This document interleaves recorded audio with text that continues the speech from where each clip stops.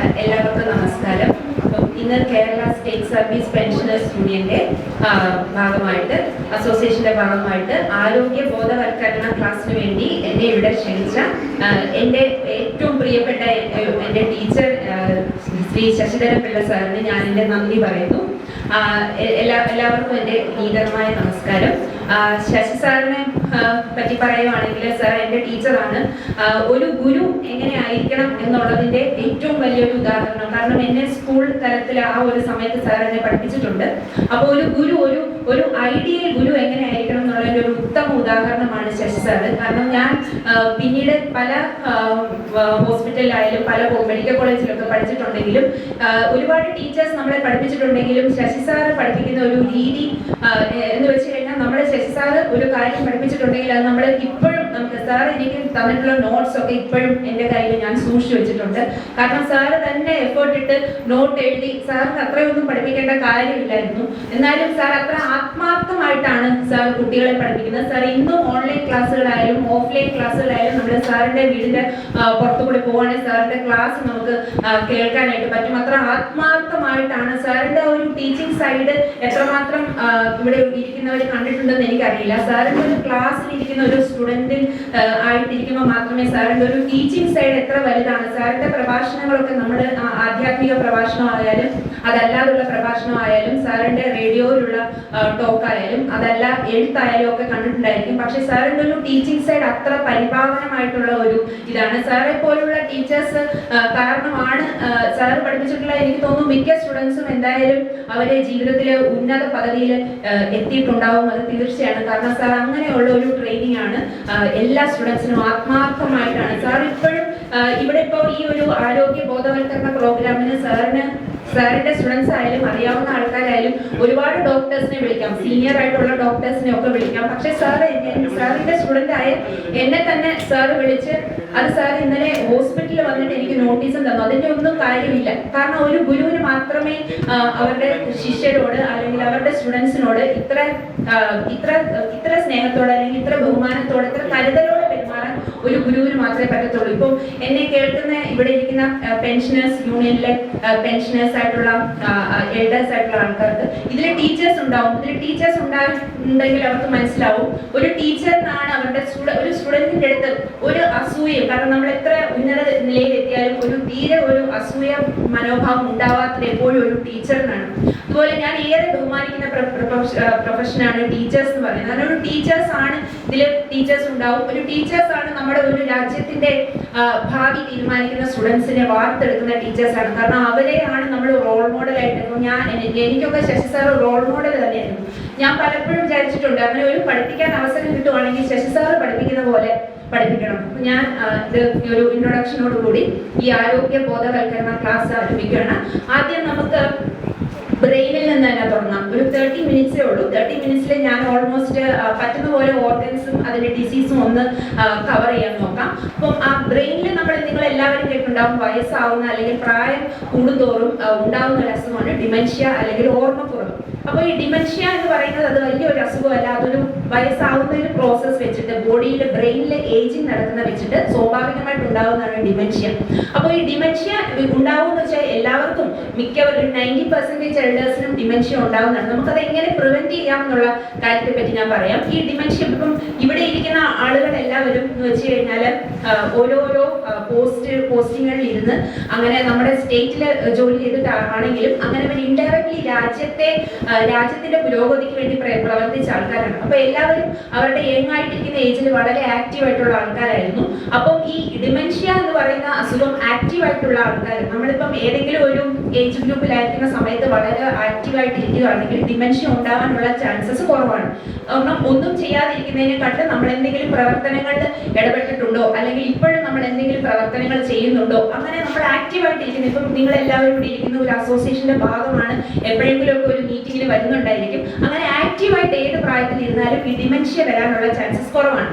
പിന്നെ നമ്മുടെ ബ്രെയിനിൽ വരുന്ന വയസ്സായി ഉള്ള ആളുകൾക്ക് കോമൺ ആയിട്ട് വരുന്ന ഒരു അസുഖമാണ് പാർക്കിൻസൺസ് ഡിസീസും പിന്നെ അൽഷിമേഴ്സ് ഡിസീസും. ഈ പാർക്കിൻസൺസ് ഡിസീസും അൽഷിമേഴ്സ് ഡിസീസും ഒക്കെ ജെനറ്റിക് ആയിട്ട് വരുന്നതാണ്. അതായത് ഫാമിലിയിൽ ആർക്കെങ്കിലും ഉണ്ടെങ്കിൽ വരാനുള്ള സാധ്യത കൂടും. അപ്പം അതുപോലെ തന്നെ ഈ അൽഷിമേഴ്സ് ഡിസീസിൽ അത് നമുക്കെങ്ങനെ പ്രിവെന്റ് ചെയ്യാൻ പറ്റും, നമുക്കത് വരാതിരിക്കാൻ നോക്കും എന്ന് വെച്ച് കഴിഞ്ഞാൽ നമ്മൾ കൂടുതലും ബോഡിയിൽ നമ്മൾ ടോക്സിക് ആയിട്ടുള്ള, അതായത് വിഷകരമായിട്ടുള്ള വസ്തുക്കൾ, അത് ആഹാരമായാലും അതല്ല ഇപ്പം ആൽക്കഹോൾ, സ്മോക്കിംഗ്, അങ്ങനെയുള്ള വിഷകരമായിട്ടുള്ള വസ്തുക്കൾ നമ്മുടെ ബോഡിയിൽ ചെല്ലാതിരിക്കാൻ നോക്കണം. അപ്പം അങ്ങനെ നമുക്ക് ഒരു പരിധി വരെ അൽഷിമേഴ്സ് അസുഖത്തിനെ നമുക്ക് മാറ്റാനായിട്ടും പറ്റും. അപ്പൊ ഈ ബ്രെയിനിൽ വരുന്ന എന്ത് അസുഖമായാലും, അപ്പൊ അതിന് സ്റ്റഡീസ് ഒക്കെ നടന്നിട്ടുണ്ട്, ബ്രെയിനിൽ വരുന്ന എന്ത് അസുഖമായാലും മാത്തമാറ്റിക്സ് കൈകാര്യം ചെയ്യുന്ന ആളുകൾ, അതായത് സ്കൂളിൽ ടീച്ചേഴ്സ് ആയിരുന്ന ആൾക്കാർ, അല്ലെങ്കിൽ അക്കൗണ്ടൻസ്, അപ്പം നിങ്ങളെല്ലാവരും ഓഫീസിലൊക്കെ വർക്ക് ചെയ്തിരുന്ന ആൾക്കാരാണ്, എന്തായാലും കണക്കുകളൊക്കെ നോക്കിയിട്ടുണ്ടാവും. അങ്ങനെ കണക്കുകൾ കൈകാര്യം ചെയ്യുന്ന ആളുകളിൽ ബ്രെയിൻ ഡിസീസ് വരുന്നതിന്റെ ചാൻസസ് കുറവാണ്. അതിപ്പോൾ അൽഷിമേഴ്സ് ആയാലും ഡിമെൻഷ്യ ആയാലും പാർക്കിൻസൺസ് ഒക്കെ വന്നാലും അതിന്റെ ഒരു വലിയൊരു സിവിയർ ഭാവത്തിലേക്ക്, അതൊരു സിവിയറിറ്റിയിലേക്ക് എത്താനുള്ള സാധ്യത കുറവാണ്. അപ്പൊ നമ്മുടെ ബ്രെയിൻ എപ്പോഴും ആക്റ്റീവായി വെക്കുക എന്നുള്ളതാണ് ഈ ബ്രെയിൻ ഡിസീസ്, വയസ്സാവുമ്പോൾ ഉണ്ടാവുന്ന ബ്രെയിൻ ഡിസീസിനകത്ത് വരുന്നതിന് അത് ശ്രദ്ധിക്കാനുള്ളത്. അപ്പൊ അതുപോലെ ബ്രെയിനിന്റെ കാര്യം പറയുമ്പോൾ പിന്നെ ഉള്ള കോമൺ ആയിട്ടുള്ള ഒരു ഡിസീസാണ് സ്ട്രോക്ക്. അപ്പൊ സ്ട്രോക്ക് നിങ്ങൾക്കറിയാം, ഫാമിലിയിൽ തന്നെ സ്ട്രോക്ക് വന്നിട്ടുള്ള ആളുകളെ കണ്ടിട്ടുണ്ടായിരിക്കും. അപ്പൊ ഈ സ്ട്രോക്ക് വരാനുള്ള അതിന്റെ പ്രധാന കാരണം എന്ന് പറയുന്നത് എല്ലാവർക്കും അറിയാം, ഹൈപ്പർ ടെൻഷനാണ്, അതായത് ഹൈ ബി പി.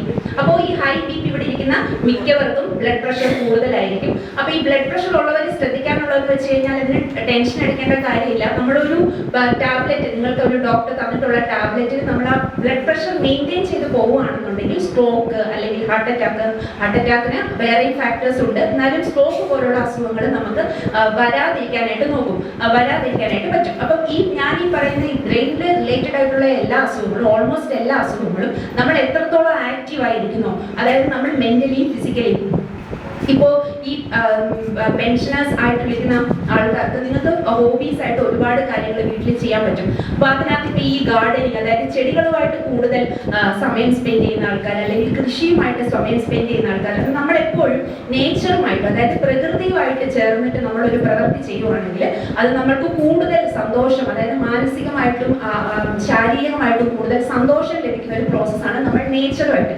അതായത് ഈ ഗാർഡനിങ് ചെയ്യുന്ന ആളുകളുടെ സ്ട്രെസ് വളരെ കുറവാണെന്ന് സ്റ്റഡീസ് ഒക്കെ പ്രൂവ് ചെയ്തിട്ടുണ്ട്. നമ്മൾ ചെടി നടും, നമ്മൾ ഓട്ടോമാറ്റിക്കായിട്ട് ചെടി നടുമ്പോൾ ഇതൊന്നും നമുക്കറിയില്ല, പക്ഷെ നമ്മൾ കൃഷി ചെയ്യുമോ, നമ്മൾ ഒരു ചെടി വെക്കുമോ, അങ്ങനത്തെ ഉള്ള ഗാർഡനിങ്ങിൽ നമ്മൾ എന്ത് നേച്ചറുമായിട്ട് അസോസിയേറ്റ് ചെയ്യുന്നോ അങ്ങനെയുള്ള ആളുകൾക്ക് ആൻസൈറ്റി, സ്ട്രെസ്, ഈ ഡിപ്രഷൻ, അങ്ങനെയുള്ള അസുഖങ്ങളൊക്കെ കുറവായിരിക്കും. പ്രത്യേകിച്ചും വയസ്സായിരിക്കുന്ന ആളുകൾ ഈ ഒരു കാര്യങ്ങൾ ചെയ്യുന്ന സമയത്ത് അവർക്ക് ഇത് വളരെ കുറഞ്ഞ, അതായത് ബ്രെയിൻ എപ്പോഴും ഫ്രഷ് ആയിട്ടിരിക്കാൻ പറ്റും. അപ്പൊ അതിന്റെ കാരണം എന്താണെന്ന് വെച്ച് കഴിഞ്ഞാൽ നമ്മൾ എക്സസൈസ് ചെയ്യുമ്പോൾ, എന്ത് എക്സസൈസ് ആണെങ്കിലും നമ്മൾ നടക്കാൻ പോവോ, ഓടും, അങ്ങനെ നമ്മൾ എന്ത് എക്സസൈസ് ചെയ്യുമ്പോഴും നമ്മുടെ ബ്രെയിനിൽ ഒരു ഹോർമോൺ എൻഡോർഫിൻ എന്ന് പറയുന്ന ഒരു ഹോർമോൺ പ്രൊഡ്യൂസ് ചെയ്യുന്നുണ്ട്. അപ്പൊ ഈ എൻഡോർഫിൻ എന്ന് പറയുന്ന ഒരു ഹോർമോൺ അത് നാച്ചുറൽ ആയിട്ട് ഉണ്ടാകുന്നതാണ്. അപ്പോൾ അത് പ്രൊഡ്യൂസ് ചെയ്യുമ്പോൾ അത് സ്ട്രെസ് റിലീവറാണ്, അതായത് നമ്മുടെ ആൻസൈറ്റി അല്ലെങ്കിൽ നമ്മുടെ ഡിപ്രഷൻ, അപ്പൊ അങ്ങനെയുള്ള ഒരു സ്ട്രെസ് നമ്മുടെ ബ്രെയിനിൽ കുറയ്ക്കുന്ന ഒരു ഹോർമോണാണ് എൻഡോർഫിൻ. അപ്പൊ നമ്മൾ അതിന് ശ്രദ്ധിക്കാനുള്ളത് ഏറ്റവും കൂടുതൽ ആക്റ്റീവ് ആയിട്ടിരിക്കാം, മെന്റലി ആയാലും ഫിസിക്കലി ആയാലും ആക്റ്റീവ് ആയിട്ടിരിക്കാം. അപ്പൊ ആ ബ്രെയിനിന്റെ, അപ്പോൾ ഈ സ്ട്രോക്ക് ഞാൻ പറഞ്ഞ പോലെ ഈ സ്ട്രോക്ക് വരാതിരിക്കാൻ നമ്മൾ ഒരു ഹൈപ്പർ ടെൻഷൻ, അതായത് ബി പി നമ്മൾ മെയിൻറ്റെയിൻ ചെയ്ത് പോകേണ്ടതുണ്ട്. അപ്പൊ അതുപോലെ വേറെ എന്താണ് നമ്മൾ സ്ട്രോക്ക് ചെയ്യേണ്ടത്? കാരണം അത് സ്ട്രോക്ക് വരുന്നതിന്റെ, അതായത് നമ്മുടെ ബോഡിയിൽ എന്തെങ്കിലും സിംറ്റംസ് കാണിക്കുന്നുണ്ടെങ്കിൽ നമ്മൾ അതിനെ പറ്റിയിട്ട് ഒരു ബോധം നമുക്ക് ഉണ്ടാവണം. കാരണം എപ്പോഴും സ്ട്രോക്ക് വരുന്നതെന്ന് വെച്ച് കഴിഞ്ഞാൽ നമ്മുടെ വായിൽ കോട് വരികയോ, അല്ലെങ്കിൽ നമ്മുടെ കയ്യിലോ കാലിലോ കുറച്ച് ബലക്കുറവ് അനുഭവപ്പെടുകയോ, നമുക്ക് ചെറിയൊരു തലകറക്കം, അല്ലെങ്കിൽ ചെവിയിൽ മൂളൽ, അല്ലെങ്കിൽ കണ്ണിലൊരു ഇരുട്ട് കയറുന്ന പോലെ, അങ്ങനെ കണ്ണിൽ ഇരുട്ട് കയറുന്ന സിംറ്റം ഒക്കെ ഷുഗർ കുറഞ്ഞാലും വരും. പക്ഷെ ഇങ്ങനത്തെ എന്തെങ്കിലും സിംറ്റംസ് വരുവാണെങ്കിലും നിങ്ങൾ പ്രത്യേകിച്ചും ഈ ഒരു ഏജ് ഗ്രൂപ്പ് ആയതുകൊണ്ട് അത് ഇഗ്നോർ ചെയ്യാതിരിക്കുക. എപ്പം തന്നെ അടുത്തുള്ള ഹോസ്പിറ്റലായാലും, അതല്ല നിങ്ങൾക്ക് അറിയുന്ന ഹോസ്പിറ്റലോ കാണിച്ചുകൊണ്ടിരിക്കുന്ന ഡോക്ടേഴ്സ് ആയാലും എപ്പോഴും നിങ്ങളത് ഡോക്ടറിനെ കാണിച്ച് കുഴപ്പമൊന്നും ഇല്ല എന്നുള്ള കാര്യം റൂൾ ഔട്ട് ചെയ്യേണ്ടതാണ് ഈ ഒരു സ്ട്രോക്കിന്റെ കാര്യത്തിൽ. അപ്പൊ നമ്മുടെ ബ്രെയിനിന്റെ കാര്യം കഴിഞ്ഞു, അത് കഴിഞ്ഞ് നമുക്ക് കണ്ണ് ചെവിയുടെ കാര്യം നോക്കാം. അപ്പം ഈ ഒരു ഏജ് ഗ്രൂപ്പിൽ പിന്നെ വരുന്ന ഒരു അസുഖമാണ് കാറ്ററാക്ട്, അതായത് തിമിരം. അപ്പം ഈ തിമിരം ഞാൻ പറഞ്ഞ പോലെ ഒരു 90-80% ആളുകൾക്ക് നമ്മുടെ പ്രിവെൻഷൻ നമുക്ക് വരാതിരിക്കാൻ നോക്കിയാലും തിമിരം വരുന്നത് തന്നെയാണ്. കാരണം അതൊരു ഏജിങ് പ്രോസസ്സായിട്ട് ബോഡി ഏജിങ് പ്രോസസ്സിലൂടെ കടന്നു പോകുമ്പോൾ വരുന്നതാണ് തിമിരം, കാറ്ററാക്ട്. അപ്പൊ ഈ കാറ്ററാക്ട് വരാതിരിക്കാനുള്ള ഒരു ചെറിയൊരു പ്രിവെൻഷൻ എല്ലാവർക്കും ചെയ്യാൻ പറ്റുന്ന സൺലൈറ്റ് ഡയറക്റ്റ് നമ്മുടെ കണ്ണിലേക്ക് അടിക്കാതിരിക്കുക. ഈ സൺലൈറ്റ് അടിക്കുന്നത് തിമിരം ഉണ്ടാക്കാൻ വളരെ വലിയൊരു കോസാണ് സൺലൈറ്റ്. നമുക്ക് എപ്പോഴും പുറത്തിറങ്ങാതിരിക്കാനൊന്നും പറ്റില്ല, പക്ഷെ നമ്മൾ അത് കണ്ണ് പ്രൊട്ടക്ട് ചെയ്യുകയോ കൂടുതൽ സൺലൈറ്റിൽ നിൽക്കാതെ ഡയറക്റ്റ് സൺലൈറ്റിൽ നിൽക്കാതിരിക്കുകയോ ഒക്കെ ചെയ്യുമ്പോൾ തിമിരം വരില്ല എന്നല്ല, തിമിരം ഒരു പരിധി വരെ നമുക്കത് പ്രിവെന്റ് ചെയ്യാനായിട്ട് പറ്റും. കേൾവിക്കുറവ്. ഇപ്പൊ മിക്ക പേഷ്യൻസും നമ്മുടെ ഒ പിയിലൊക്കെ വരുമ്പോൾ അവർക്ക് കേൾവിക്കുറവുണ്ടെങ്കിലും അവർ അതിന്റെ ആ ഒരു ഹിയറിംഗ് എയ്ഡ് വെക്കില്ല. ഹിയറിംഗ് എയ്ഡ് വെക്കുന്നതിന് എന്തോ ഒരു സോഷ്യൽ സ്റ്റിഗ്മയാണ്. കാരണം അവർക്ക് എന്തോ ഒരു ബുദ്ധിമുട്ടാണ് ഈ ഹിയറിംഗ് എയ്ഡ് വെച്ചിട്ട് നടക്കുമ്പോൾ. അത് മിക്ക ആളുകൾക്കും ആ ഒരു ഹിയറിംഗ് എയ്ഡ് വെക്കാനായിട്ട്, കേൾവി സപ്പോർട്ട് ചെയ്യുന്ന ഒരു ഉപകരണം വെക്കാനായിട്ട് എല്ലാവർക്കും മടിയാണ്. ഇപ്പം എൻ്റെ ഒരു അഭിപ്രായത്തിൽ നിങ്ങൾക്ക് അങ്ങനെ ഒരു പ്രശ്നം ഉണ്ടെങ്കിൽ, കാരണം കേൾവി നമുക്ക് വളരെ ഇമ്പോർട്ടൻ്റ് ആണ്, അപ്പൊ ആ ഒരു ഹിയറിംഗ് എയ്ഡ് വെച്ച് കഴിഞ്ഞാൽ വയസ്സാകുമ്പോൾ വരുന്ന ഒരു ഹിയറിംഗ് പ്രശ്നങ്ങളെല്ലാം മിക്ക പ്രശ്നങ്ങളും ഹിയറിംഗ് എയ്ഡ് വെച്ച് കഴിഞ്ഞാൽ തീരാവുന്നേ ഉള്ളൂ. അപ്പൊ നമ്മൾ ആ ഒരു അപ്പം നമ്മൾ കണ്ണ് കഴിഞ്ഞു, പിന്നെ കേൾവിയുടെ കാര്യം പറഞ്ഞു. പിന്നെ ഈ സ്ത്രീകളിൽ ഉണ്ടാവുന്നതാണ്. അതായത് സ്ത്രീകളിൽ കൂടുതലും മെനോപോസ് ഒക്കെ കഴിയുമ്പോൾ, അതായത് പീരീഡ്സ് ഒക്കെ കഴിയുന്ന സമയത്ത് ഹോർമോണൽ ഇംബാലൻസിന്റെ ഭാഗമായിട്ട് ചിലപ്പോഴും, അതല്ല അതിന് മുന്നേ ആയാലും ക്യാൻസർ, അതായത് ബ്രസ്റ്റ് ക്യാൻസറിന്റെ ചാൻസസ് കൂടുതലാണ്. അപ്പൊ ബ്രസ്റ്റ് ക്യാൻസർ എങ്ങനെയാണ് നമ്മൾ വരാതിരിക്കാൻ എങ്ങനെ പ്രിവെന്റ് ചെയ്യാന്ന് വെച്ച് കഴിഞ്ഞാൽ, ഈ ബ്രസ്റ്റ് ക്യാൻസർ എന്നല്ല എല്ലാ ക്യാൻസറും നമ്മൾ കൂടുതൽ നോൺ വെജിറ്റേറിയൻ, അതായത് നോൺ വെജ് കഴിക്കുന്ന ആളുകൾക്കാണ് കൂടുതൽ അസുഖങ്ങൾ വരുന്നത്. ഏത് ക്യാൻസർ ആണെങ്കിലും, ഏത് ക്യാൻസർ ആയാലും, ഹാർട്ട് അറ്റാക്ക് ആയാലും, അസുഖങ്ങൾ കൂടുതലും നോൺ വെജിറ്റേറിയൻ ഫുഡ് കഴിക്കുന്ന ആളുകൾക്കാണ്. ഇപ്പൊ ഹോസ്പിറ്റലിലായാലും നമ്മുടെ പേഷ്യൻസിനെ എടുക്കുമ്പോൾ ഏറ്റവും കൂടുതൽ പേഷ്യൻസ് വരുന്നത് ഈ നോൺ വെജിറ്റേറിയൻ ഫുഡ് കഴിക്കുന്ന പേഷ്യൻസിനാണ് ഈ അസുഖങ്ങളെല്ലാം. അപ്പോൾ നമ്മൾ ഏത് ക്യാൻസറിനെ പ്രിവെന്റ് ചെയ്യണം എന്ന് നമുക്കുണ്ടെങ്കിലും നമ്മൾ കൂടുതലും പച്ചക്കറികളും ഫ്രൂട്ട്സും അങ്ങനെ കൂടുതൽ. അപ്പം പേഷ്യൻസ് ചോദിക്കും ഷുഗർ ഉള്ളപ്പോൾ ഫ്രൂട്ട്സ് കഴിക്കാൻ പോകുന്നത്. ഷുഗർ ഉള്ള പേഷ്യൻസിന് ഒരു ഡയറ്റീഷ്യൻ, അല്ലെങ്കിൽ എപ്പോഴും നിങ്ങളെ ഷുഗർ ട്രീറ്റ് ചെയ്യുന്ന ഡോക്ടർ അല്ലെങ്കിൽ നിങ്ങളുടെ ഡയറ്റീഷ്യൻ എപ്പോഴും ഒരു ചാർട്ട് തന്നിട്ടുണ്ടായിരിക്കും, ഇന്ന ആഹാരം കഴിക്കണം. അപ്പൊ അതൊരു ബാലൻസ്ഡ് ഡയറ്റ് ആണ്. എല്ലാ പോഷക ആഹാരങ്ങളും ഒരുപോലെ ബോഡിക്ക് കിട്ടുന്ന രീതിയിലുള്ള ഡയറ്റ് ആണ് ഷുഗറിന്റെ പേഷ്യൻസിന്റെ ഡയറ്റ്. അപ്പം എന്റെ ഒ പിയിലൊക്കെ വരുന്ന പേഷ്യൻസ്, ഷുഗർ പേഷ്യൻസ് എങ്ങനെയാണെന്ന് വെച്ച് കഴിഞ്ഞാൽ അവർ ഓൾറെഡി അവർക്ക് ഷുഗർ ഉണ്ട്. അപ്പൊ ഷുഗർ കുറയ്ക്കണം എന്ന് ഡോക്ടർ പറഞ്ഞിട്ടുള്ളത് കൊണ്ട് അവർ ഫുഡ് ഒന്നും കഴിക്കില്ല. ഓട്സ് മാത്രം കഴിക്കുന്ന പേഷ്യൻസ് ഉണ്ട്. അവരെപ്പോഴും ഫുൾ ടൈം ഓട്സ് മാത്രം, അല്ലെങ്കിൽ വേറെ എന്തെങ്കിലും ഒരു 2-3 ഫുഡ് ഐറ്റം കൂടെ. അപ്പൊ അങ്ങനെയുള്ളവർക്ക് സംഭവിക്കുന്നത് എന്താണെന്ന് വെച്ചാൽ അവർക്ക് കറക്റ്റ് പോഷകാഹാരം ചെല്ലുന്നില്ല. അവർ ഈ ഓട്സ് മാത്രമാണ് കഴിക്കുന്നത്, ഷുഗർ വരുമെന്ന് പറഞ്ഞിട്ട്. ചിലർ ചപ്പാത്തി മാത്രം. അങ്ങനെയല്ല, നമ്മൾ എപ്പോഴും ഒരു ഷുഗർ നമുക്ക് ഒരു വട്ടം ഡയഗ്നോസ് ചെയ്ത് കഴിഞ്ഞാൽ നമ്മുടെ ഡയറ്റീഷ്യനെയോ അല്ലെങ്കിൽ നമ്മുടെ ഷുഗർ ട്രീറ്റ് ചെയ്യുന്ന ഫിസിഷ്യനെയോ കണ്ടിട്ട് നമ്മളൊരു ഡയറ്റ് പ്ലാൻ, അതൊരു ചാർട്ടായിട്ടുണ്ട്. അപ്പൊ ഒരു ഡയറ്റ് പ്ലാൻ നോക്കിയിട്ട് ഏതൊക്കെ ഫുഡ് നമുക്ക് കഴിക്കാം. അപ്പൊ അതൊരു ബാലൻസ്ഡ് ഡയറ്റ് ആവത്തുള്ളൂ. നമ്മൾ തനിയെ കൺട്രോൾ ചെയ്യുമ്പോഴത്തേക്ക് നമുക്ക് ബാക്കിയുള്ള പോഷകാഹാരങ്ങൾ കുറവ് വരും, വൈറ്റമിൻസിന്റെ മിനറൽസിന്റെ ഒക്കെ കുറവ് വരും. അപ്പോൾ ക്യാൻസറിന്റെ അതങ്ങനെ നമ്മൾ ക്യാൻസർ പ്രിവെന്റ് ചെയ്യുന്നത് ഇങ്ങനെയാണ്. ഇനി അഥവാ എന്ന് വെച്ച് കഴിഞ്ഞാൽ മിക്ക പേഷ്യൻസിനും, അല്ലെങ്കിൽ ഇവിടെ ഇരിക്കുന്ന മിക്ക ആളുകൾക്കും അവരുടെ റിലേറ്റീവ്സോ അല്ലെങ്കിൽ ഫാമിലിയിൽ ആർക്കെങ്കിലോ എപ്പോഴെങ്കിലും ഒക്കെ ക്യാൻസർ വന്നിട്ടുള്ള ആളുകൾ ഉണ്ടാവും. അപ്പോൾ ഈ ക്യാൻസറിന് തന്നെ ഇപ്പോഴത്തെ ഒരു ഇതെന്ന് വെച്ച് കഴിഞ്ഞാൽ അതിനെപ്പറ്റി നിങ്ങൾ ആദ്യമേ നിങ്ങൾ ടെൻഷൻ ആവാതിരിക്കുന്നത്. കാരണം നമ്മളിപ്പോൾ ഒരു അസുഖം ഉണ്ടായി എന്ന് വെച്ച് കഴിഞ്ഞിട്ട്, എനിക്കൊരു പേഷ്യൻ്റ് ഉണ്ട്. കാരണം ആ പേഷ്യൻ്റ് എപ്പോൾ വന്നാലും ഭയങ്കര ശ്വാസം മുട്ടലായിരിക്കും. അപ്പോൾ ആ ആൻറ്റി എങ്ങനെയാണെന്ന് വെച്ച് കഴിഞ്ഞാൽ ഈ കാഷ്യൂ ഫാക്ടറിയിൽ വർക്ക് ചെയ്യുന്നതാണ്, വർഷങ്ങളായിട്ട് കാഷ്യൂ ഫാക്ടറിയിൽ വർക്ക് ചെയ്യുന്നതാണ്. അപ്പോൾ അതിൻ്റെ പുക വന്ന് ശ്വാസമുട്ടലായി COPD എന്ന് പറഞ്ഞിട്ട് ഒരു അസുഖമാണ്. ഇടയ്ക്കിടയ്ക്ക് ഈ ശ്വാസമുട്ടൽ കൂടുമ്പോൾ, കാരണം അവർക്ക് കാഷ്യൂ ഫാക്ടറിയിൽ പോകാതിരിക്കാൻ പറ്റത്തില്ല, അവർക്ക് ആകെയുള്ള വരുമാനം അതാണ്. അപ്പോൾ ഈ കാഷ്യൂ ഫാക്ടറിയിൽ ചെന്നിട്ട് ചില സമയത്ത് ഇതിൻ്റെ പുക കൂടുതലായിട്ട് തട്ടുമ്പോൾ അസുഖമായിട്ട് ഹോസ്പിറ്റലിൽ വരും. അപ്പോൾ ഈ പേഷ്യൻ്റ് എപ്പോൾ വന്നാലും അവർക്ക് അഡ്മിറ്റ് ആവാനുള്ള സാമ്പത്തിക ഇതൊന്നും ഇല്ലാത്തതുകൊണ്ട് എൻ്റെ അടുത്ത് പറയും, ഡോക്ടർ അതല്ല എന്തെങ്കിലുമൊക്കെ മെഡിസിൻ വെച്ചിട്ട് എനിക്ക് വീട്ടിൽ പോയിട്ട് ചെയ്താൽ മതി, എനിക്ക് അഡ്മിറ്റ് ആവേണ്ട എന്നൊക്കെ പറയും. അപ്പോൾ ആ പേഷ്യൻറ്റ് ഞാൻ കണ്ടിട്ടുള്ളതെന്ന് വെച്ചാൽ അത് അവരുടെ വിശ്വാസമാണ്. അപ്പോൾ അവർ വന്നിട്ട് പറയും, ഇല്ല ഞാൻ മരുന്ന് കഴിച്ചാൽ എൻ്റെ അസുഖം മാറും. നമുക്കറിയാം ഒരു മെഡിസിൻ എത്രമാത്രം ലിമിറ്റ് ഉണ്ട്, ഇത് കഴിച്ചു കഴിഞ്ഞാൽ എങ്ങനെയാണ് അതിൻ്റെ റിയാക്ഷൻ എന്നൊക്കെ നമുക്കറിയാം. ഇത് കൊടുക്കുമ്പോൾ ഇത് മാറുമോ ഇല്ലയോ എന്നൊക്കെ നമുക്കറിയാൻ പറ്റും. പക്ഷേ ഈ പേഷ്യൻ്റ് അത്ഭുതകരമായിട്ട് ആ പേഷ്യൻ്റെ വിശ്വാസം കൊണ്ടാണെന്ന് തോന്നുന്നു ഓരോ വട്ടം, അതായത് അഡ്മിറ്റ് ആവുന്ന രീതിയിലായിരിക്കും ഈ പേഷ്യൻ്റ് എപ്പോഴും വരുന്നത്.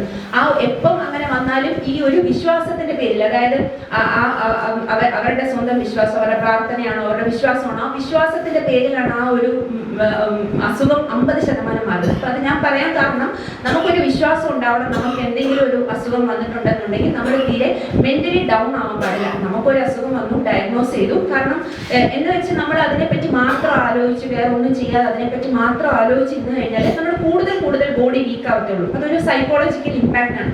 അതേസമയം നമ്മൾ അത് കൂടുതൽ അതിനെപ്പറ്റി അധികം ശ്രദ്ധിക്കാതെ, എന്നാൽ അതിന് ആവശ്യമുള്ള കാര്യങ്ങളൊക്കെ ചെയ്ത്, എന്നാൽ നമ്മൾ മെന്റലി ഡൗൺ ആവാതെ, പ്രത്യേകിച്ചും ഈ ഏജ് ഗ്രൂപ്പിൽ അങ്ങനെ ചെയ്തിരിക്കുന്ന ആളുകളിൽ കൂടുതൽ ഈ മെഡിസിൻസ് നമ്മൾ കൊടുത്താലും കൂടുതൽ ഏറ്റവും നന്നായിട്ട് റെസ്പോണ്ട് ചെയ്യുന്നതായിട്ട് കാണാം. ഈവൻ ICUലുള്ള പേഷ്യൻസ് ആയാലും അവർക്ക് സ്വന്തമായിട്ടൊരു വിശ്വാസമുണ്ട്, ICU ഇറങ്ങാൻ പറ്റും, അല്ല പഴയതുപോലെ ആകാൻ പറ്റും എന്നുള്ളൊരു വിശ്വാസം ഉണ്ടെങ്കിൽ അതാണ് ഏറ്റവും കൂടുതൽ. അപ്പോൾ അത്രയും ഓർഗൻസ് കഴിഞ്ഞു. ഇപ്പൊ ഞാൻ ഇനി ശ്വാസകോശത്തിന്റെ കാര്യം പറഞ്ഞുകൊണ്ട് അത് തന്നെ പറയാം. ഇപ്പൊ ശ്വാസകോശ സംബന്ധമായ രോഗങ്ങൾ കൂടുതൽ വരുന്നത് ഈ സ്മോക്കിംഗ് ചെയ്യുന്ന ആളുകളിലാണ്. അല്ലെങ്കിൽ ഏതെങ്കിലും ഫാക്ടറി, ഞാൻ ഈ പറഞ്ഞ പോലെ ഏതെങ്കിലും ഫാക്ടറി അല്ലെങ്കിൽ പ്ലാസ്റ്റിക് ഇൻഡസ്ട്രി, അങ്ങനെ അല്ലെങ്കിൽ പെട്രോളിയം ഡീസൽ ഇൻഡസ്ട്രി, അപ്പോൾ അവിടെയൊക്കെ വർക്ക് ചെയ്യുന്ന ആളുകൾക്ക്, അല്ലെങ്കിൽ വർഷങ്ങളായിട്ട് അടുപ്പിൽ മാത്രം ആഹാരം പാചകം ചെയ്യുന്ന ആളുകൾക്ക്, അപ്പോൾ അങ്ങനെയൊക്കെയാണ് കൂടുതലും ശ്വാസകോശ രോഗങ്ങൾ വരുന്നത്. അപ്പോൾ അതല്ലാതെ തന്നെ ഫാമിലീസിലായിട്ട് ആസ്മ ഉള്ള പേഷ്യൻസ് ഉണ്ടാവും. അപ്പോൾ മിക്ക ശ്വാസകോശ രോഗങ്ങൾ ഉണ്ടാകുന്ന പേഷ്യൻസ് എന്താ ചെയ്യുന്നതെന്ന് വെച്ചാൽ അവർ തന്നെ മെഡിക്കൽ സ്റ്റോറിൽ പോയിട്ട് മരുന്ന് മേടിക്കുക, അല്ലെങ്കിൽ ഇൻഹേലർ അവിടെ നിന്ന് തന്നെ സ്റ്റാർട്ട് ചെയ്യുക. അപ്പോൾ ഈ ശ്വാസകോശ രോഗങ്ങളെ സംബന്ധിച്ച് ഞാൻ പറയും, നിങ്ങൾ എപ്പോഴും നടക്കുക, അതായത് എക്സസൈസ് ഒന്നും ചെയ്യാൻ പറ്റുന്നില്ലെങ്കിൽ നടക്കാൻ പറ്റുമെങ്കിലും നടക്കുക. കാരണം നന്നായിട്ട് നമ്മൾ എക്സസൈസ് ചെയ്യുന്നുണ്ട്, നമ്മൾ ആക്റ്റീവ് ആയിരിക്കുന്നുണ്ട്, അപ്പോൾ നമുക്ക് നന്നായിട്ട് ഓക്സിജൻ കിട്ടുന്നുണ്ട്. അപ്പോൾ അത് ഒരു പരിധി വരെ ശ്വാസകോശ രോഗങ്ങൾ നമുക്ക് പുതിയതായിട്ട് ഉണ്ടാവാതിരിക്കാനായിട്ട് പറ്റും. അതല്ല ഓൾറെഡി നമുക്ക് ഫാമിലിയിൽ ഉണ്ട് ആസ്മ പോലുള്ള അസുഖങ്ങളുണ്ട്, അല്ല നമ്മൾ സ്മോക്ക് ചെയ്തിട്ടുണ്ടായിരുന്നു, അങ്ങനെയുള്ള പേഷ്യൻസിന് നമ്മളത് അസുഖങ്ങൾ ഇങ്ങനെ ഇടയ്ക്കിടയ്ക്ക് വന്നുകൊണ്ടേയിരിക്കും. അപ്പം നിങ്ങൾ എപ്പോഴും ശ്രദ്ധിക്കാനുള്ള കാര്യം എന്ന് പറഞ്ഞു കഴിഞ്ഞാൽ അതിനായിട്ടുള്ള പ്രോപ്പർ ട്രീറ്റ്മെന്റ് എടുക്കാനാണ്. ഇന്ന് രാവിലെ ഞാനിവിടെ വരുന്നതിന് മുന്നേ എനിക്കൊരു പേഷ്യന്റ് വന്നു, ഒരു 10 മണിയായപ്പോൾ ഒരു അങ്കിൾ വന്നു ഒപ്പിയിൽ. അപ്പോൾ ആ മുത്തശ്ശൻ എങ്ങനെയാണെന്ന് വെച്ച് കഴിഞ്ഞാൽ വർഷങ്ങളായിട്ട് പുകവലിച്ചിരുന്നു. പക്ഷേ ഇപ്പൊ എന്തോ 20 കൊല്ലമായിട്ട്, ഇപ്പൊ 72 വയസ്സുണ്ട്, 20 കൊല്ലമായിട്ട് പുകവലിക്കുന്നില്ല. അപ്പോൾ സംസാരിക്കാനും പറ്റുന്നില്ല, ഒരു ചെയറിൽ നിന്ന് അപ്പുറത്തെ ചെയറിലോട്ട് ഇരിക്കാൻ പോലും പറ്റുന്നില്ല, ശ്വാസമുട്ടൽ. എന്നോട് പറഞ്ഞു എനിക്ക് മുഖം കഴുകാൻ പറ്റുന്നില്ല, ബാത്റൂം വരെ പോകാൻ പറ്റുന്നില്ല, ശ്വാസമുട്ടൽ. കുറേ പേപ്പേഴ്സ് ഉണ്ട്, ഒരുപാട് പൾമണോളജിസ്റ്റുകളെ കണ്ടു, എന്നിട്ടൊന്നും ഈ ശ്വാസമുട്ടൽ മാറുന്നില്ല. അപ്പോൾ ആ പേപ്പേഴ്സിലൊക്കെ നമ്മുടെ ശ്വാസമുട്ടലിന് കൊടുക്കുന്ന യഥാർത്ഥ ട്രീറ്റ്മെന്റ് തന്നെയാണ് ആ ഡോക്ടേഴ്സ് എല്ലാം കൊടുത്തിരിക്കുന്നത്. പക്ഷെ ഞാൻ അങ്കിളിനോട് പറഞ്ഞു, അത് ഈ ശ്വാസമുട്ടല് നമുക്ക് ഒരു പരിധി വരെ നമുക്ക് കൺട്രോൾ ചെയ്യാൻ പറ്റും, പക്ഷേ ഇത് മൊത്തത്തിൽ നമുക്ക് മാറ്റാൻ പറ്റില്ല. കാരണം അദ്ദേഹം അത്രമാത്രം 1-2 പാക്കറ്റ് സിഗരറ്റ് ആണ് വർഷങ്ങളായിട്ട് വലിച്ചിരുന്നത്. അപ്പോൾ ആ ഒരു സിറ്റുവേഷനിൽ നമുക്കത് ആദ്യം അക്സെപ്റ്റ് ചെയ്യണം. കാരണം ആ ഒരു കാര്യം കൊണ്ടാണ് നമുക്ക് ശ്വാസമുട്ടൽ വന്നത്. ഇപ്പൊ എന്റെ ഈ പേഷ്യന്റ് പറയാണ്, ഇല്ല ഞാൻ 20 വർഷം മുമ്പാണ് വലിച്ചത്, അപ്പൊ അതെങ്ങനെയാണ് ഇപ്പൊ ഈ ശ്വാസമുട്ടൽ വരുന്നത്, ഈ ഡോക്ടേഴ്സിനെ ഒന്നും കണ്ടിട്ട് എന്റെ ശ്വാസമുട്ടൽ മാറുന്നില്ല. അപ്പൊ അങ്ങനെ പറഞ്ഞു. പക്ഷെ ബന്ധുക്കളെല്ലാം പറഞ്ഞു കൊടുക്കുന്നുണ്ട്, ഇതിങ്ങനെ വലിച്ചതുകൊണ്ട് വന്ന വ്യത്യാസമാണ്. കാരണം എക്സ്റേയില് പുകവലിച്ചതിന്റെ ചേഞ്ചസ് നന്നായിട്ടുണ്ട്. അപ്പൊ അതൊരു പരിധി വരെ നമുക്കത് കൺട്രോൾ ചെയ്ത് നിർത്താൻ പറ്റത്തുള്ളൂ. പക്ഷെ അദ്ദേഹത്തിന്റെ ഭാഗ്യം കൊണ്ട് ഓക്സിജൻ ലെവലിലൊന്നും കുഴപ്പം വന്നിട്ടില്ല, ഓക്സിജൻ ലെവലൊക്കെ ഓക്കെയാണ്, പക്ഷെ ഭയങ്കരമായിട്ടുള്ള ശ്വാസമുട്ടൽ. അപ്പോൾ ഇങ്ങനെയുള്ള പേഷ്യൻസ് എന്തായാലും ഈ പേഷ്യന്റ് തന്നെ ഇതിന്റെ ഇടയ്ക്ക് ഡോക്ടേഴ്സിനെ ഇത്രയും കണ്ടിട്ടുണ്ടെങ്കിലും ഇടയ്ക്ക് മെഡിക്കൽ സ്റ്റോറിൽ പോയിട്ട് അതേ ഒരു ഇൻഹേലർ എടുത്ത് കാണിച്ചു, ഇത് ഞാനിപ്പോൾ യൂസ് ചെയ്യുന്ന ഇൻഹേലറാണ് പറഞ്ഞിട്ട് കാണിച്ചു. അത് നമ്മൾ കുട്ടികൾക്ക് കൊടുക്കുന്ന ഒരു ഇൻഹേലറാണ് അദ്ദേഹത്തിന്റെ പോക്കറ്റിൽ ഇരിക്കുന്നത്. ഈ കാണിച്ചിരിക്കുന്ന ഡോക്ടേഴ്സ് ഒന്നും ഈ ഇൻഹേലർ എഴുതിയിട്ടില്ല. ഇദ്ദേഹം തന്നെ മെഡിക്കൽ സ്റ്റോറിൽ നിന്നോ വേറെ എവിടുന്നോ അല്ലെങ്കിൽ പ്രൈമറി ഹെൽത്ത് സെന്ററിൽ നിന്നോ പറഞ്ഞ് സ്വന്തമായിട്ട് മേടിച്ചൊരു ഇൻഹേലറാണ്. അപ്പൊ മിക്ക പേഷ്യൻസും എന്താ ചെയ്യുന്നതെന്ന് വെച്ചാൽ ഈ ശ്വാസകോശ രോഗമായാലും ഏതായാലും അവർ സ്വന്തമായിട്ട് തന്നെ ട്രീറ്റ് ചെയ്യാനായിട്ട് നോക്കും. ഈ സ്വന്തമായിട്ട് ട്രീറ്റ് ചെയ്യുന്ന സമയത്ത് നമുക്ക് ചിലപ്പോൾ അപ്പോൾ ഒരു ആശ്വാസം കിട്ടുമായിരിക്കും, പക്ഷെ അതിന്റെ പ്രോപ്പർ ട്രീറ്റ്മെന്റ് ആവുന്നില്ല. ഏറ്റവും കൂടുതൽ കാണുന്നത് ഷുഗർ, പ്രഷർ, ഈ ശ്വാസകോശ രോഗങ്ങൾ, ഇതിലൊക്കെയാണ് ഇതിൽ ഏറ്റവും കൂടുതലായിട്ട് കാണുന്നത്, ഈ സ്വന്തമായിട്ട് ട്രീറ്റ് ചെയ്യുന്ന ഒരു കാര്യം. പിന്നെ നമ്മൾ ഓർഗൻ വൈസ് പറയുകയാണെന്നുണ്ടെങ്കിൽ ഇപ്പൊ ഞാൻ പറഞ്ഞ പോലെ ക്യാൻസർ എന്ന് പറഞ്ഞു, അതുപോലെ നമ്മുടെ വയറില്, കുടലില് ഒക്കെ വരുന്ന ക്യാൻസർ. ഇപ്പോൾ ഈ ക്യാൻസർ ഞാൻ നേരത്തെ പറഞ്ഞ പോലെ നിങ്ങൾ അങ്ങനെ ഒരു നമുക്ക് ക്യാൻസർ വരേണ്ട, പ്രിവെന്റ് ചെയ്യാം എന്നങ്ങനെ ഒരു ഇത് തോന്നുവാണെങ്കിൽ നിങ്ങൾ ഏറ്റവും കൂടുതൽ പച്ചക്കറികൾ, ഫ്രൂട്ട്സ്, അങ്ങനത്തെ ആഹാരങ്ങൾ കൂടുതലായിട്ട് ഉൾപ്പെടുത്തുക. അതായത് പയറ്, കടല, അങ്ങനെ എല്ലാം വെജിറ്റേറിയൻ ഫുഡ് ഉൾപ്പെടുത്തുന്നവർക്ക്, കാരണം വെജിറ്റേറിയൻ ഫുഡ് കഴിക്കുന്നവർക്ക് കമ്പാരിറ്റീവ്ലി ക്യാൻസർ കുറവാണ്. ബാക്കി നോൺ വെജിറ്റേറിയൻ കഴിക്കുന്ന പേഷ്യൻസിനെ വെച്ച് നോക്കുമ്പോൾ ക്യാൻസർ കുറവാണ്. അതിന്റെ സ്പിരിച്വൽ സൈഡും ഉണ്ട്, അത് ഞാൻ പറയുന്നില്ല. കാരണം ആധ്യാത്മിക സൈഡും ഉണ്ട് നോൺ വെജ് ഫുഡിന്, അത് ഞാൻ പറയുന്നില്ല. മിക്കവർക്കും അറിയാതിരിക്കും. കാരണം നമ്മളുടെ ബോഡി, അതായത് സയന്റിഫിക് ആയിട്ട് പറയുകയാണെങ്കിൽ നമ്മളുടെ ബോഡി ഡിസൈൻ ചെയ്തിരിക്കുന്നത് തന്നെ വെജിറ്റേറിയൻ ഫുഡ് കഴിക്കാൻ വേണ്ടി എന്നുള്ള രീതിയിലാണ്. നമ്മുടെ പല്ല് തൊട്ട് നമ്മുടെ കുടൽ വരെ നമ്മളെ ഡിസൈൻ ചെയ്തിരിക്കുന്നത്, പ്രകൃതി ഡിസൈൻ ചെയ്തിരിക്കുന്നത് വെജിറ്റേറിയൻ ഫുഡ് കഴിക്കാൻ വേണ്ടിയിട്ടാണ് നമ്മളെ ഡിസൈൻ ചെയ്തിരിക്കുന്നത്. പിന്നെ എപ്പോഴോ പതുക്കെ ആളുകളെല്ലാം ഈ താമസിക ആഹാരം, താമസിക് ഫുഡ് എന്ന് പറയുമ്പോൾ അത് നോൺ വെജിലോട്ട് കടന്ന് അങ്ങനെയാണ് നമ്മുടെ കൾച്ചർ ഇങ്ങനെ പ്രോഗ്രസ് ചെയ്ത് വന്നിരിക്കുന്നത്.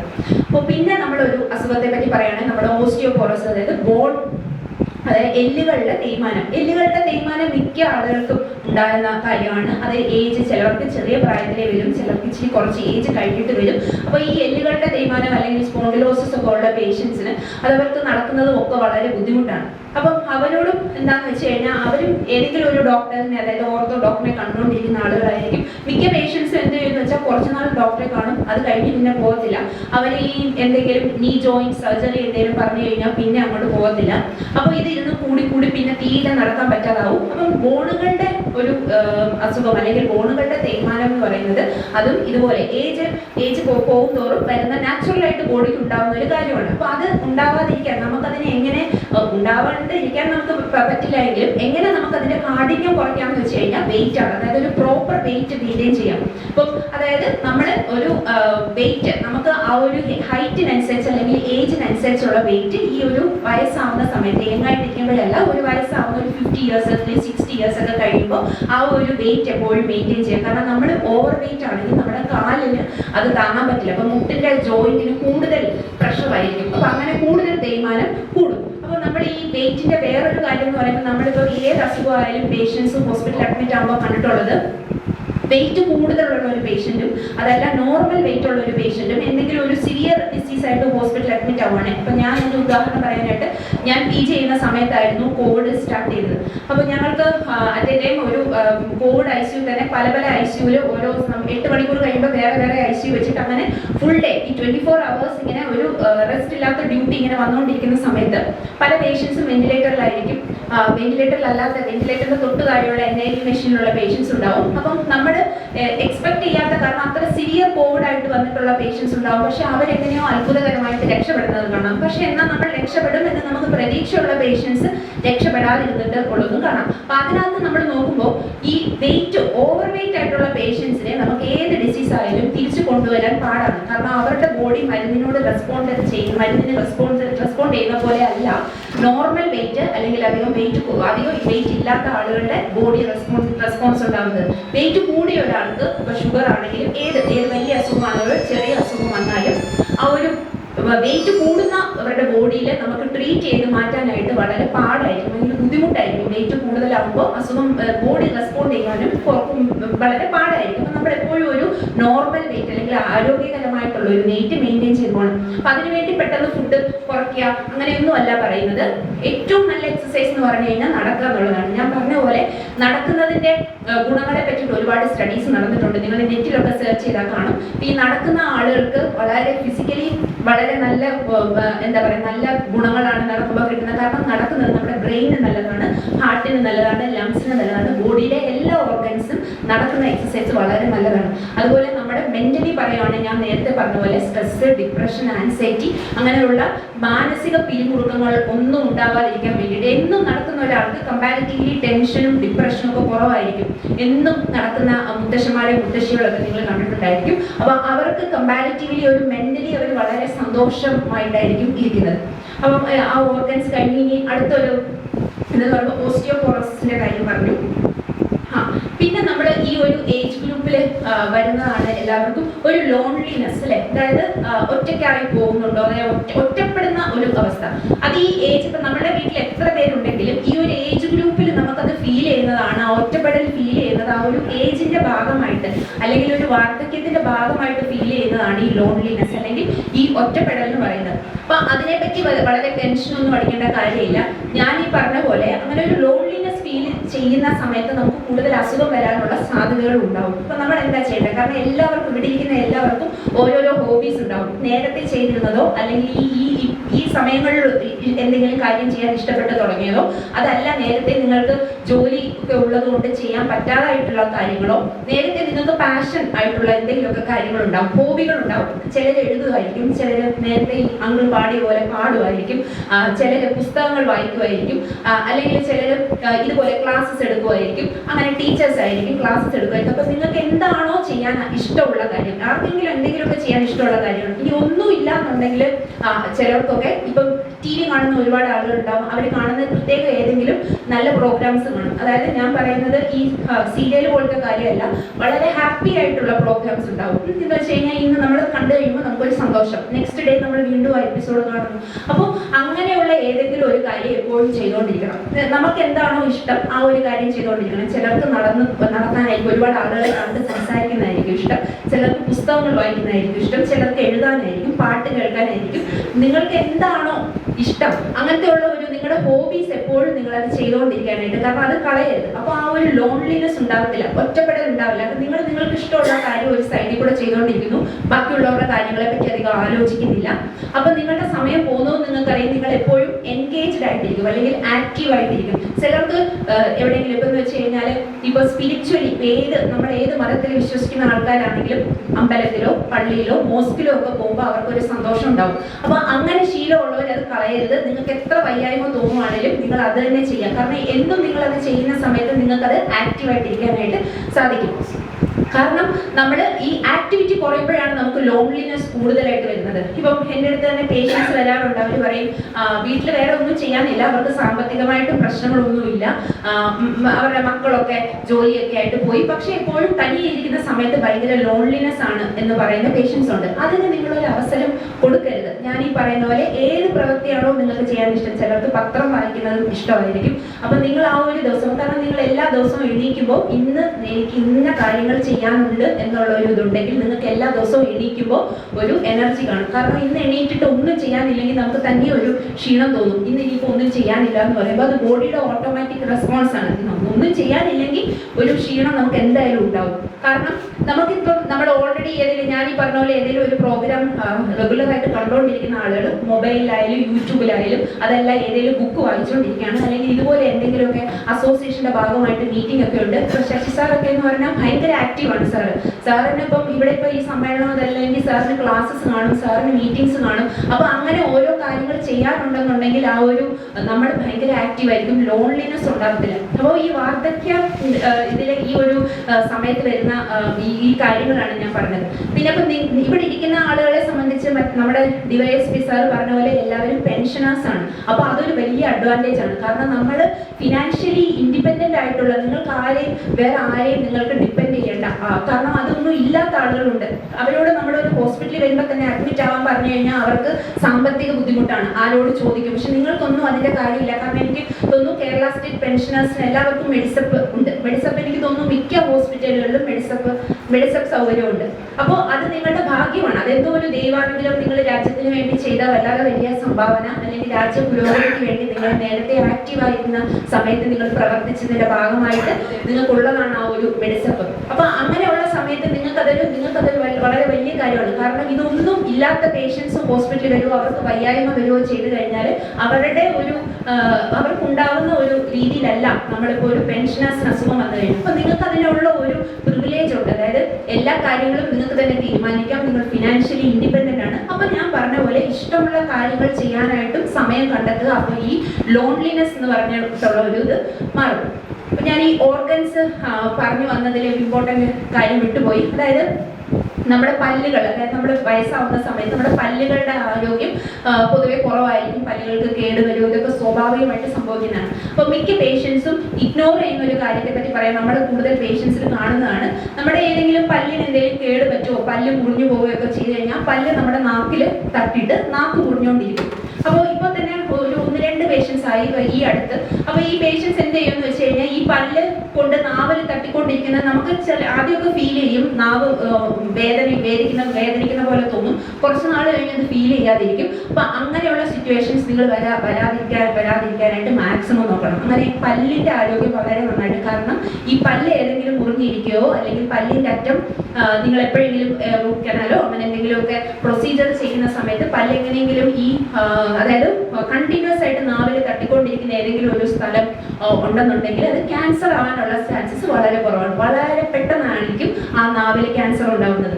ഇപ്പോൾ നാവിലെ ക്യാൻസർ എന്ന് പറഞ്ഞു കഴിഞ്ഞാൽ പലരും ഇഗ്നോർ ചെയ്യുന്നുണ്ട്. കാരണം ഈ പല്ലാരും കൊണ്ടുപോയി ശരിയാക്കില്ല, ഡോക്ടറെ അടുത്ത് പോകത്തില്ല, ഇത് തട്ടിക്കൊണ്ടിരിക്കും, കുറച്ചുനാൾ അത് വേദന എടുക്കും, കുറച്ചുനാൾ കഴിഞ്ഞാൽ ഒന്നും അറിയില്ല. എനിക്കൊരു പേഷ്യൻ്റ് ഉണ്ട്, അതായത് അദ്ദേഹം ശ്വാസമുട്ടലായിട്ടാണ് എന്നെ കാണിക്കുന്നത്, പക്ഷെ നാക്കിലെ ക്യാൻസർ ഇങ്ങനെയാണ് വന്നത്. പല്ലെന്തോ കേടായിട്ടിരുന്നു, പല്ല് തട്ടി നാവ് മുറിഞ്ഞു.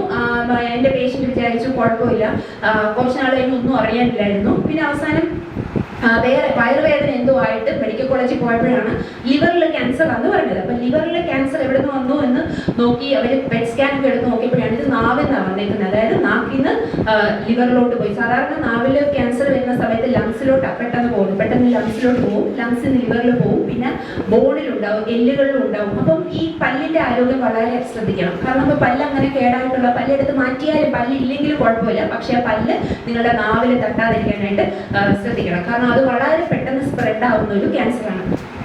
പിന്നെ ഞാൻ വാക്കിങ്ങിന്റെ ബെനിഫിറ്റ്സിന്റെ കാര്യം പറഞ്ഞു. പിന്നെ നമ്മുടെ കാലുകളുടെ സംരക്ഷണമാണ്. അതായത് ഷുഗർ, പ്രഷറൊക്കെ ഉള്ള ആളുകൾ അല്ലെങ്കിൽ ഷുഗർ ഇതൊക്കെ ഉള്ള ആളുകൾ കാലിന്റെ ആരോഗ്യം വളരെ നന്നായിട്ട് ശ്രദ്ധിക്കണം. കാരണം ഈ ഷുഗറുള്ള ആളുകളിലെന്ന് വെച്ച് കഴിഞ്ഞാൽ നമുക്കറിയാം ഡയബറ്റിക് ന്യൂറോപ്പതി, അതായത് നമുക്ക് തൊടുന്ന കാലുകളിലാണ് അത് പെട്ടെന്ന് വരുന്നത്. അപ്പൊ നമ്മൾ ചപ്പൽ ഇടുമ്പോഴും ഇട്ടാലും ഒക്കെ നമുക്ക് മുള്ളു കൊണ്ടാലും ഒന്നും മനസ്സിലാവാത്തത് മിക്കവർക്കും അറിയാവുന്ന കാര്യം തന്നെയാണ്. എപ്പോഴും നമ്മുടെ കാലിന്റെ ആരോഗ്യം നമ്മൾ ശ്രദ്ധിക്കണം. അപ്പൊ മിക്ക ആളുകളും ചെരുപ്പില്ലാതൊക്കെ നമ്മുടെ അമ്പലത്തിലോ പള്ളിയിലൊക്കെ പോകുമ്പോൾ ചെരുപ്പില്ലാതൊക്കെ പോകുന്നതായിരിക്കും. നമ്മളെപ്പോഴും അതൊരു സോക്സ് വെച്ചിട്ടോ നമ്മളെപ്പോഴും നമ്മുടെ കാല്, നിങ്ങൾ നടന്നിട്ട് തിരിച്ചു വരുമ്പോൾ ഷുഗറുള്ള ആളുകൾ എപ്പോഴും നോക്കുക, അതായത് പാദത്തിൽ എന്തെങ്കിലുമൊക്കെ ഈ ഫോറിൻ ബോഡി, അതായത് എന്തെങ്കിലും മുള്ളോ കല്ലോ അങ്ങനെ എന്തെങ്കിലുമൊക്കെ ഇരിപ്പുണ്ടോ. കാരണം ഈ പാദത്തിന്റെ ആരോഗ്യം വളരെ ഇമ്പോർട്ടൻ്റ്. അതുപോലെ വേരിക്കോസ് ഉള്ള ആളുകൾ, ഇപ്പം നിങ്ങളുടെ പലരും ചിലപ്പോൾ ഇന്ന് ജോലി ചെയ്തിട്ട് ഒരുപാട് ടീച്ചേഴ്സ് ഉണ്ടാവും. അപ്പൊ അവർക്കൊക്കെ ഈ വേരിക്കോസ് വരാനുള്ള ചാൻസ് കുറവാണ്. അപ്പൊ ഈ വേരിക്കോസ് വെയിൻ ഉള്ളവരും അതല്ല ഡയബറ്റീസ് ഉള്ളവരും ഈ പാദത്തിന്റെ ആരോഗ്യം എപ്പോഴും നോക്കണം. കാരണം നമുക്ക് വൺസ് ഒരു അൾസർ വന്നു കഴിഞ്ഞാൽ അത് ഭയങ്കര പാടാണ്. കാരണം പിന്നെ നമുക്ക് ചപ്പൽ ഇടാൻ പാടായിരിക്കും, പിന്നെ അതിന് റെഗുലർ ഡ്രസ്സിങ് വേണം, അതിൻ്റെ ഇടയ്ക്ക് ഷുഗർ കൂടി കഴിഞ്ഞാൽ അത് കൺട്രോൾ ചെയ്യണം. അപ്പോൾ ഈ വേരിക്കോസ് വെയിൻ ഉള്ളവരും അല്ലെങ്കിൽ ഷുഗർ ഉള്ളവരും നമ്മുടെ പാദത്തിന്റെ ആരോഗ്യം അതുപോലെ തന്നെ നോക്കേണ്ടതാണ്. എനിക്ക് തോന്നുന്നു. അപ്പം ഇനിയിപ്പം വേറെ ഒന്നെന്ന് പറഞ്ഞു കഴിഞ്ഞാൽ ഇപ്പൊ ഈ അതായത് ഏജ്ഡ് ആയിട്ടുള്ള ആളുകൾ മിക്കവരും, ഞാൻ നേരത്തെ പറഞ്ഞ പോലെ ചിലരൊക്കെ ടീച്ചേഴ്സ് അല്ലാത്തവരൊക്കെ ഓഫീസിൽ കണ്ടിന്യൂസ് ആയിട്ട് ഇരുന്ന് വർക്ക് ചെയ്തിട്ടുള്ള ആൾക്കാരായിരിക്കും. അപ്പൊ അവർക്ക് കൂടുതൽ ഹെമറോയിഡ്സ് അല്ലെങ്കിൽ പൈൽസിന്റെ അസുഖം വരാനായിട്ടുള്ള സാധ്യത കൂടുതൽ. കാരണം ഇരുന്ന് ജോലി ചെയ്യുന്ന ആളുകൾ ഇപ്പോൾ വെള്ളം കുടിക്കുന്ന എമൗണ്ട് കുറവാണെങ്കിൽ അല്ലെങ്കിൽ നോൺ വെജ് കൂടുതൽ കഴിക്കുന്ന സമയത്ത് അപ്പൊ ഇതൊക്കെയാണ് ഈ ഹെമറോയിഡ്സ് അല്ലെങ്കിൽ പൈൽസ് വരാനുള്ള ചാൻസസ് കൂട്ടുന്നത്. ഒരുപാട് സമയം ഇരിക്കുക, ഇരുന്നിട്ടുള്ള ജോലി, അല്ലെങ്കിൽ അതായത് നമ്മൾ ആക്റ്റീവ് അല്ലാതിരിക്കാം, വെള്ളം കുടിക്കുന്നത് കുറവ്, ഫ്രൂട്ട്സ് വെജിറ്റബിൾസ് കഴിക്കുന്നത് കുറവ്, നോൺ വെജിറ്റേറിയൻ ഫുഡ് കഴിക്കുന്നത് കൂടുതൽ. അപ്പൊ ഇതൊക്കെയാണ് ഈ ഹെമറോയിഡ്സ് വരാൻ, അതായത് പൈൽസ് വരാനുള്ള ചാൻസസ്. അപ്പോൾ ഇത് എങ്ങനെയാണ് ഇത് നിങ്ങൾ ഒഴിവാക്കാന്ന് വെച്ച് കഴിഞ്ഞാൽ നിങ്ങൾ കൂടുതൽ നടക്കാൻ പറ്റുന്നവരെ നടക്കുക, വെള്ളം നന്നായിട്ട് കുടിക്കുക. ഇപ്പൊ വെള്ളം കുടിക്കുന്നതിന്റെ കാര്യം എല്ലാവർക്കും വെള്ളം ധൈര്യമായിട്ട് ഒരുപാട് കുടിക്കാം. പക്ഷെ കിഡ്നി ഡിസീസ് ഉള്ളതോ അല്ലെങ്കിൽ ഹാർട്ട് പേഷ്യൻസോ, ഇപ്പം ഹാർട്ട് പേഷ്യൻസ് ചില ഹാർട്ട് രോഗങ്ങളും അതല്ലെങ്കിൽ ശ്വാസകോശത്തിൽ വെള്ളം കെട്ടിക്കിടക്കുന്ന ഒരു അസുഖമുണ്ട്, പൾമണറി എഡിമ. അപ്പം അതും കിഡ്നി അസുഖം. ഈ ഒരു 3 കാര്യങ്ങളിൽ നിങ്ങളുടെ ഡോക്ടർ തന്നെ പറയും നിങ്ങൾ ഇത്ര എമൗണ്ട് മാത്രം വെള്ളമേ കുടിക്കാവൂ. ഈ 3 അസുഖങ്ങളും നിങ്ങൾക്ക് ഇല്ലാന്നുണ്ടെങ്കിൽ നിങ്ങൾക്ക് ഈ പറയുന്ന പോലെ 2 ലിറ്റർ വെള്ളം എല്ലാവർക്കും ധൈര്യമായിട്ട് കുടിക്കാം. വെള്ളം നമ്മുടെ ബോഡിയിൽ അതായത് നമുക്ക് ആവശ്യമില്ലാതെ, അതായത് അനാവശ്യമായിട്ടുള്ള ഒന്നും ഗുണമല്ലാതെ ഒരു ദോഷവും വെള്ളം നമ്മുടെ ബോഡിയിൽ ഉണ്ടാക്കില്ല. ഞാൻ പറഞ്ഞ പോലെ കിഡ്നി ഡിസീസ് ഉള്ളവരും ഹാർട്ട് പേഷ്യൻസും അല്ലെങ്കിൽ പൾമണറി എഡിമ, ലങ്സിൽ വെള്ളം കെട്ടിക്കിടക്കുന്ന അസുഖമുള്ളവരും ഒഴികെ ബാക്കി ഡോക്ടേഴ്സ് നിർദ്ദേശിച്ചിട്ടില്ല നിങ്ങളോട് ഇത്ര എമൗണ്ട് വെള്ളം മാത്രമേ കുടിക്കാവൂ എന്ന് പറഞ്ഞിട്ടില്ലെങ്കിൽ നിങ്ങൾക്ക് എത്ര എമൗണ്ട് വേണമെങ്കിലും വെള്ളം കുടിക്കുന്നതാണ്. കാരണം ഈ ഹെമറോയിഡ്സ്, ഞാൻ പറഞ്ഞ പൈൽസ് പോലുള്ള അസുഖങ്ങൾ അത് വെച്ചിട്ട് നമുക്ക് അവോയ്ഡ് ചെയ്യാനായിട്ട് പറ്റും. ഫ്രൂട്ട്സ് വെജിറ്റബിൾസ് കൂടുതൽ കഴിക്കുക. പിന്നെ ഉള്ളതാണ്. പിന്നെ ഈ വയസ്സായ ആളുകൾ ഒരു അവസാനത്തായിട്ടുള്ള ഒരു കോമൺ ആയിട്ടുള്ള ഒരു അസുഖങ്ങളോടെ ഞാൻ പറഞ്ഞു നിർത്തുകയാണ്. അതായത് ഹെർണിയ മെയിൽസിലായാലും ഫീമെയിൽസിലായാലും. അപ്പം ഈ ഫീമെയിൽസിൽ എപ്പോഴും ഹെർണിയ വരുന്നത് അവർക്ക് ഡെലിവറിക്ക് വേണ്ടിയിട്ട് സിസേറിയൻ എന്തെങ്കിലും സർജറി ചെയ്തിട്ടുണ്ടെങ്കിൽ അവിടെ സ്കാർ ഉണ്ടാവും.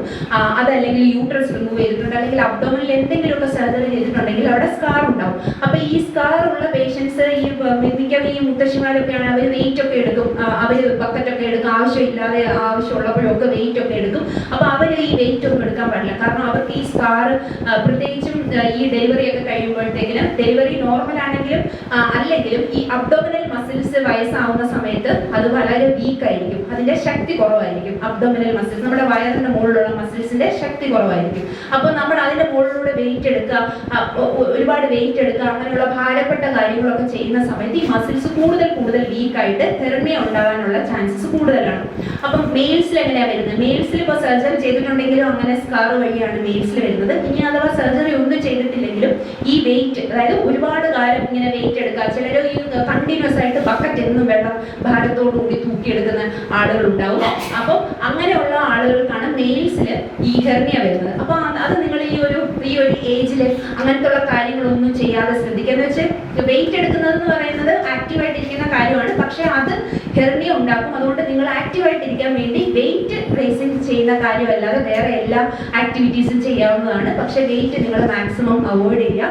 അപ്പോൾ ഇതൊക്കെയാണ് ഈ അതായത് ഈ ഒരു ഏജ് ഗ്രൂപ്പിൽ വരുന്ന കോമൺ ഡിസീസസിനെ പറ്റിയിട്ടാണ് ഞാൻ പറഞ്ഞിരിക്കുന്നത്. ബ്രെയിൻ ആയാലും ഹാർട്ട് ആയാലും ലങ്സ്, പിന്നെ ഞാൻ അബ്ഡോമന്റെ കാര്യം പറഞ്ഞു, അതുപോലെ ഇത് ബോൺസ്, ഹെർമിയ, ഹെമറോയിഡ്സ്, അതുപോലെ പീരീഡ്സ് കഴിയുന്ന സമയത്ത്. അപ്പോൾ ഈ പീരീഡ്സ് കഴിഞ്ഞ സമയത്ത് മെനോപോസിൽ ഇരിക്കുന്ന സമയത്ത് ഹോർമോണൽ പ്രശ്നം കൊണ്ട് തന്നെ കുറെ വേരിയേഷൻസ് വരും, ബോഡിയിൽ കുറെ ചേഞ്ചസ് വരും, മൂഡ് വേരിയേഷൻസ് വരും. അപ്പൊ അതിലൊന്നും നിങ്ങൾ ടെൻഷൻ ആവേണ്ട കാര്യമില്ല, അതൊക്കെ കോമൺ ആയിട്ട് വരുന്നതാണ്. ഞാൻ പറഞ്ഞ പോലെ നമ്മൾ കൂടുതൽ ആക്റ്റീവ് ആവുക, അതുപോലെ നമ്മൾ തന്നെ നമ്മുടെ പാഷനിലൊക്കെ നമ്മളെ ഡിസ്ട്രാക്ട് ചെയ്ത് വിടുക, വേറെ കാര്യങ്ങളൊക്കെ ചെയ്യുക. അപ്പോൾ അപ്പോഴായിരിക്കും അത് കൂടുതൽ. പിന്നെ നമ്മൾ എപ്പോഴും ഇൻഡിപെൻഡന്റ് ആയിരിക്കാൻ ട്രൈ ചെയ്യുക. നമ്മൾ എപ്പോഴും ഈ കാര്യങ്ങളൊക്കെ ചെയ്ത്, കാരണം പിന്നെ ഉള്ളതാണ് മരണത്തോടുള്ള ഒരു ഭയം. അത് ഈ ഏജ് ഗ്രൂപ്പ് അല്ല, എനിക്കറിയില്ല, എല്ലാ മനുഷ്യർക്കും മരണത്തോടൊരു ഭയം ഉണ്ടാവും. അപ്പം എനിക്ക് നിങ്ങളോട് പറയാനുള്ളതെന്ന് വെച്ച് കഴിഞ്ഞാൽ എപ്പോഴും മറ്റേ നമ്മുടെ DYSP സാർ പറഞ്ഞ പോലെ നമ്മൾ എപ്പോഴും സന്തോഷമായിട്ടിരിക്കുക.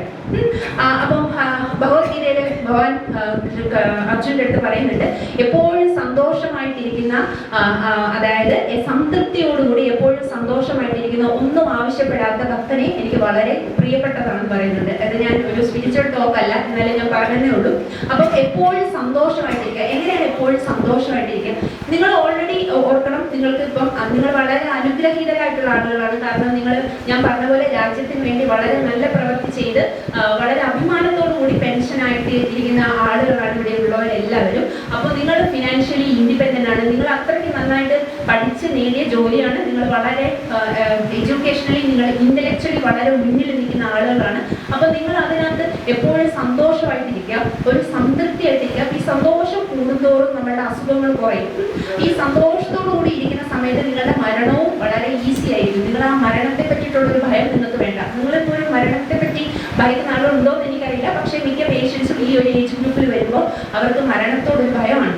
ഈ മരണത്തോട് ഭയം കൂടുന്തോറും നമുക്ക് കൂടുതൽ അപകടങ്ങൾ ഉണ്ടാകാനുള്ള സാധ്യത കൂടും. അതേസമയം നിങ്ങൾക്ക് മരണത്തോട് ഭയമില്ല, നിങ്ങൾക്ക് അസുഖങ്ങളോടൊന്നും ഭയമില്ല, നിങ്ങൾ വളരെ സന്തോഷമായിട്ടിരിക്കുകയാണെന്നുണ്ടെങ്കിൽ നിങ്ങൾക്ക് ഇതൊക്കെ വരാനുള്ള ചാൻസസ് വളരെ കുറയും. അതൊരു സൈക്കോളജിക്കൽ ഇതാണ്.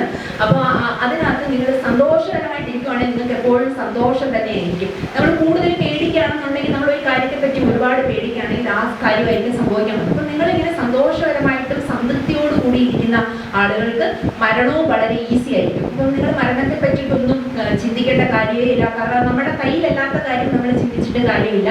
അതുപോലെ ഒരു കാര്യമാണ് ഞാൻ പറയുന്നത് സ്പിരിച്വാലിറ്റി, അതായത് ആധ്യാത്മികത. ആധ്യാത്മികത നമ്മുടെ ഏത് മതത്തിൽ വിശ്വസിച്ചാലും, നമ്മൾ ഹിന്ദുസ് ആയാലും ക്രിസ്ത്യൻസ് ആയാലും മുസ്ലിംസ് ആയാലും, അതല്ല നമ്മൾ വേറെ ഏതെങ്കിലും മതത്തിലുള്ളവരായാലും, നമ്മൾ ഏത് മതത്തിലാണോ വിശ്വസിക്കുന്നത്, നമ്മളുടെ മനസ്സിലുള്ള ഈശ്വര സങ്കല്പം ഏതാണോ അതിൽ ഉറച്ച് വിശ്വസിക്കുക. നമുക്കങ്ങനെ സ്പിരിച്വലി ആധ്യാത്മികപരമായിട്ടുള്ള കാര്യങ്ങൾ ചെയ്യാൻ അവസരം കിട്ടിക്കഴിഞ്ഞാൽ അതിനെല്ലാത്തിനും പോവുക. ഞാൻ ഈശ്വര വിശ്വാസമുള്ളവരെ പറ്റിയിട്ടാണ് പറയുന്നത്. ഈശ്വര വിശ്വാസം ഇല്ലാത്തവരാണെങ്കിൽ അതിലൂട്ടേക്കോ, അത് അവരുടെ ഇത് വേറെ. അപ്പം ഈശ്വര വിശ്വാസികളാണെന്നുണ്ടെങ്കിൽ നമ്മൾ എപ്പോഴും ആ ഒരു രീതിയിൽ ഈശ്വരനോട് കൂടുതൽ അടുത്ത കാര്യങ്ങൾ ചെയ്യാം. ഞാൻ പറഞ്ഞ പോലെ ഈ സന്തോഷമായിട്ടിരിക്കുന്നതിന്റെ ഭാഗമാണ് നമ്മൾ അമ്പലത്തിൽ പോകുന്നതും പള്ളിയിൽ പോകുന്നതും മോസ്കിൽ പോകുന്നതും ഒക്കെ. നമുക്ക് സന്തോഷം തരുന്ന കാര്യങ്ങളാണ് ഈ മതപരമായിട്ടുള്ള കാര്യങ്ങൾ അല്ലെങ്കിൽ ആധ്യാത്മികപരമായിട്ടുള്ള കാര്യങ്ങൾ ചെയ്യുന്നത്. അപ്പോൾ അങ്ങനെയൊക്കെ ഇരിക്കുന്ന സമയത്ത് ഈ ഒരു ഏജ് ഗ്രൂപ്പ് നമുക്ക് എങ്ങനെയാണ് സന്തോഷകരമാക്കുന്നത്? ഏറ്റവും കൂടുതൽ ശ്രദ്ധിക്കേണ്ടത്, എന്തൊക്കെ സംഭവിച്ചാലും ആ ഒരു സന്തോഷവും സമാധാനവും കയ്യിൽ നിന്ന് പോകാതിരിക്കുക. അപ്പം ഇത്രയും മാത്രം പറഞ്ഞ് ഞാൻ എൻ്റെ ഹെൽത്ത് അവയർനെസ് ടോക്ക് നിർത്തുന്നു. എന്നെ ഇത്രയും നേരം വളരെ ക്ഷമയോടുകൂടി കേട്ടതെന്ന് വെച്ചാൽ എല്ലാവരും മുതിർന്ന ആളുകളാണ്. ഇത്രയും മുതിർന്ന ആളുകൾ വളരെ വലിയ പോസ്റ്റിലിരുന്ന ആളുകളാണ്. ഇത്രയും വലിയ മുതിർന്ന ആളുകളുടെ മുന്നിൽ എൻ്റെ ഒരു പ്രായത്തിൽ ഈ ഒരു ടോക്ക് പറയാൻ സാർ എന്നെ വിളിച്ചു. അപ്പോൾ ഇത്രയും ക്ഷമയോടുകൂടി കേട്ടിരുന്ന എല്ലാവർക്കും എൻ്റെ നന്ദി. Thank you so much.